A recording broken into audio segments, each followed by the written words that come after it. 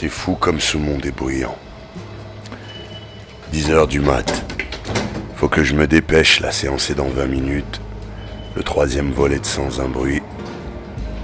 J'avais bien aimé les précédents, et dans un monde où les studios pressent le citron de tout ce qui fonctionne, même quand le fruit n'a plus de jus, je suis pas serein quant à la qualité de ce que je vais regarder. Des suites, des remakes, des préquels, des séquelles, des spin-offs. En général, quand on a mangé quelque chose et qu'on l'a digéré, ce qu'en ressort est pas forcément super comestible. Comprenne qui pourra. Mais bon, faut bien que quelqu'un fasse le sale boulot.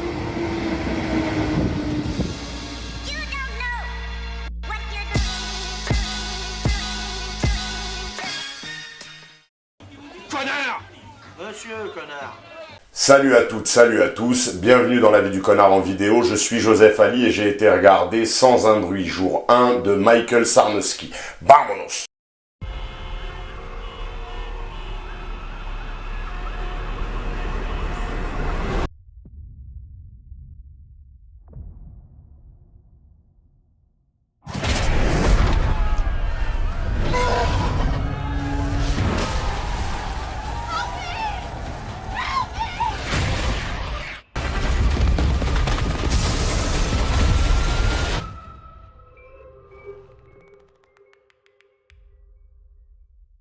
Samira est atteinte d'un cancer et vit dans une maison de repos, un centre de santé en banlieue de New York. Lors d'une sortie en ville avec le centre, la Terre est attaquée. La photographie est soignée, il y a une belle texture, c'est bien filmé, il n'y a pas de plan de fou, mais c'est correctement exécuté. La réalisation, c'est très correct, avec une vraie volonté de capter le spectateur et c'est plutôt réussi. La progression dans la façon de vouloir montrer les créatures est plutôt intelligente.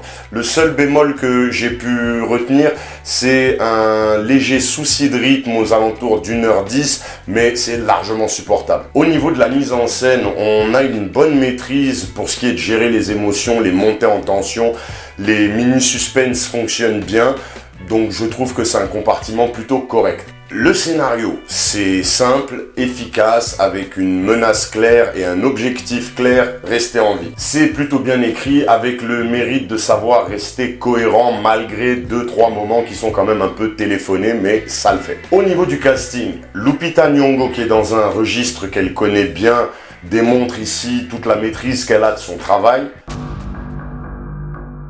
Non, mais c'est juste pour le film, en fait, je parle de son jeu. Joseph Quinn, qui l'accompagne, est aussi loin d'être mauvais et fournit une très belle prestation.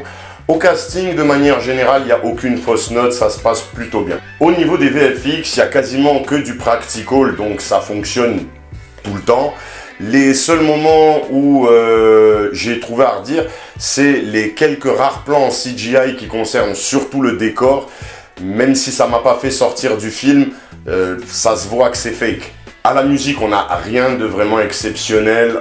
On va dire ça fait le job. Donc, on a des compartiments plutôt bons et rien en tout cas qui plomberait le métrage ou qui le rendrait indigeste. La note, ce sera 6,5 sur 10, mais ça, on s'en fout. Moi, je suis qu'un connard qui donne son avis. Sans un bruit, jour 1, c'est plutôt correct. J'avais peur que les studios soient en train de trop tirer sur la corde d'une franchise qui n'en avait peut-être pas besoin, mais finalement, c'est un bon divertissement qui s'en sort plutôt pas mal sans être non plus un très grand film.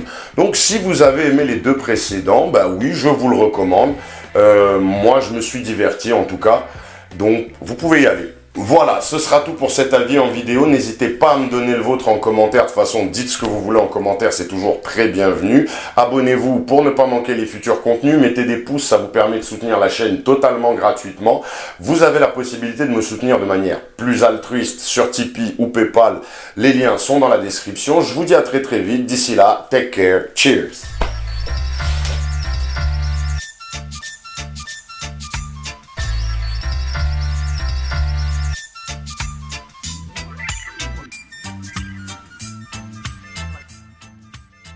Oh.